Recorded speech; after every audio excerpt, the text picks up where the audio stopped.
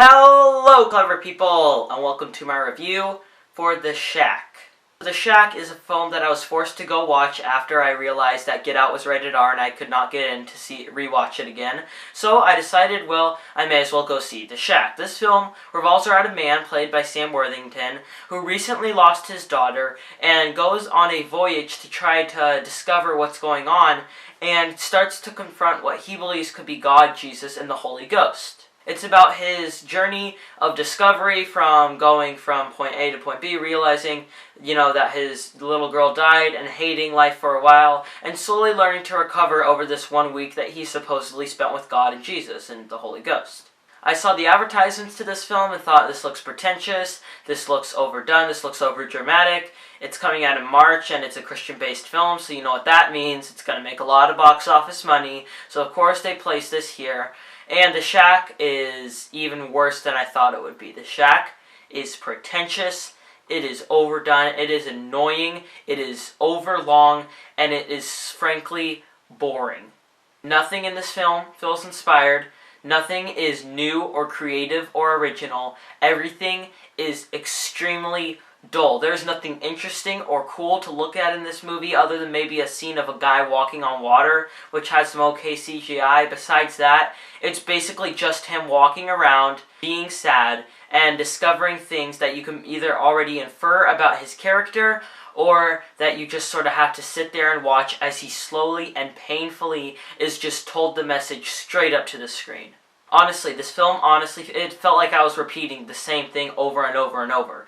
Every single scene has the same moral. It's, you question God, but is it God you should question, or should you question the morals of yourself? I understood that from the beginning of the movie where he was questioning God and then he says, I'm sorry, and drops down, which you already saw in the trailer. I can infer it. Okay, that's good. And then they feel the need to go on excessively for another hour and 20 minutes with the same scene, the same moral, the same theme, constantly repeated over and over and over again, smacking you in the face with its just straight bluntness. There's nothing subtle about this movie. There's nothing at all that is remotely subtle. Everything is ham-fisted, is forced in your face, and you're just forced there to sit and watch as this overlong, pretentious movie just rolls on and on and on with the same exact scene over and over and over.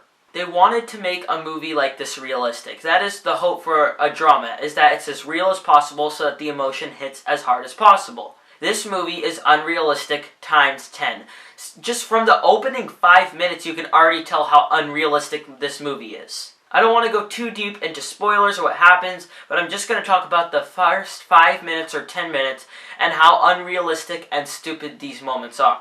For one, a kid goes up to a preacher and says, he wants to confess, and says that his father beats him, which you have seen earlier. The issue is the preacher does nothing about this. The preacher would have gone out, gotten help for this kid, gotten help for the father, and that way they would have been separated, the father would have learned to recover, and it would have been okay. But instead, they make it over Hollywoodized to the point that the preacher does nothing about it. He just sort of sits there and says, oh gosh, this is really bad, and does absolutely nothing else. And then the kid who is beaten by his father decides, no, I'm not going to try to let him recover, I'm not going to try to let him heal. He puts poison in his father's liquor, hoping that he dies from it. One, you already understand the point that the father, though an alcoholic, has a good side to him. He has some good qualities to him, he's just overwhelmed with the alcohol. But the fact that they make it so that the kid wants to kill him because he doesn't see the good side to him, that is absolutely awful and extremely unrealistic.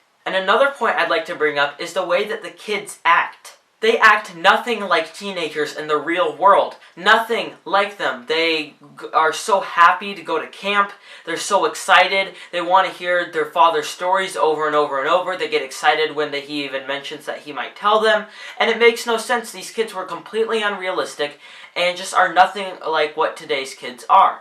Something else you get with this movie is just pointless scenes. I already mentioned the film has some scenes where the moral is repeated over and over and over. But besides that, you also get a lot of talk just about questioning, faith and just questions about the Bible and what it says. And that is fine for a movie like this that focused mostly on Christianity. However, I don't understand why they decided that, oh, we should put that scene in rather than a scene of strong character development or a realistic scene of bonding or anything like that. They decide rather to make scenes of just the people talking about Christianity, talking about religion, talking about decisions made in the Bible, and that's all they talk about. The acting is overdone and cheesy to an awful extent. Octavia Spencer is competent in her acting, but besides that, everyone else is just overdoing it to an extreme. Sam Worthington, honestly, he's a good actor. I don't know what he was doing in this movie. He was just crying. He was trying to look sad out all the time. He acted like this was going to be an Oscar winner and then completely overdid it to an insane degree. Everyone else, too, just overacts so terribly. And they also have issues with the main lead in the movie. They want us to feel so bad for him because he lost his child. But how do you feel bad for someone that only saw the black and white in the world and killed his father?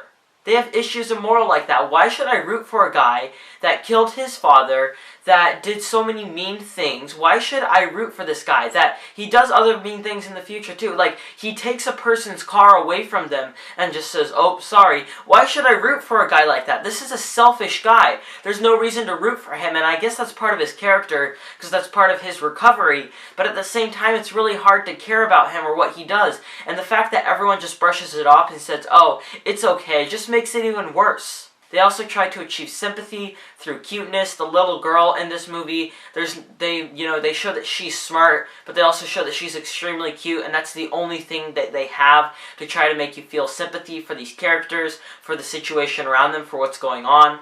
And another really bad thing about this movie is its tone. It's all over the place. It's a heavy drama, and then they decide to have random humor in it, and the humor can go like that straight into a hardcore drama.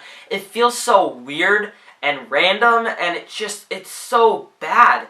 It's hard to summarize in words how bad it is. It's basically they have this light humorous tone with people sitting around a dinner table going, oh my gosh, that's so funny. And then they cut to a scene of a character getting angry, and it feels so jarring and just random.